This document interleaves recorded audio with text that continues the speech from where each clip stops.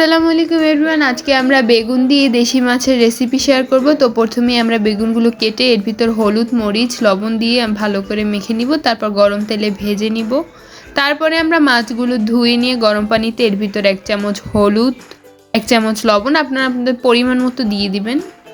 তারপর এটিকে মেখে নিব। মেখে নেওয়ার পর এটি গরম তেলে ভেজে নিতে হবে। ভাজা হয়ে গেলে হালকা লাল লাল হয়ে গেলে আমরা উঠিয়ে নিব। কেউ উল্টে পাল্টে দিতে হবে, ঠিক মতো ভেজে নিতে হবে। তো আমরা পরে গরম তেলে পেঁয়াজ বাটা দিব, তারপর তেলের ভিতরে এটিকে ভালোভাবে ভেজে নিতে হবে। আর দেশি মাছ সবসময় ভালো লাগে খেতে। তো তারপর এর ভিতর 1 চামচ হলুদ 1 চামচ লবণ 1 চামচ মরিচ দিয়ে দিব। আপনারা আপনাদের পরিমাণ মতো ঝাল যে যতটুকু খান ততটুকু দিবেন। তারপর এর ভিতর পানি দিয়ে দেবো একটু। তারপর এটিকে কষাতে হবে। কষিয়ে নেওয়া হয়ে গেলে আমরা এর ভিতর আবারও একটু পানি দিব। পানি দিয়ে এটিকে কষিয়ে নিব।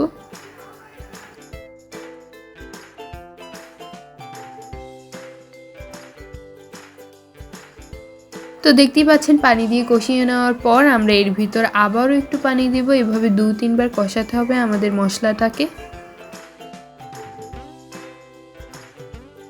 তারপর এর ভিতর পানি দিয়ে আমরা মাছগুলো দিয়ে দিব। ভেজে রাখা যে আমরা মাছগুলো রেখেছিলাম সেগুলো এভাবে দিয়ে দিব। দেওয়ার পর আমরা এটাকে মিক্স করব।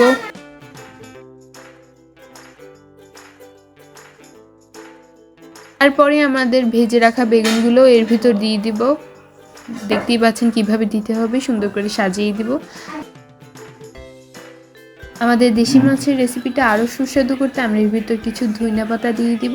তার কিছুক্ষণের ভিতরে আমাদের তৈরি হয়ে যাবে আজকের বেগুন দিয়ে দেশি মাছের রেসিপি। তো আল্লাহ হাফেজ।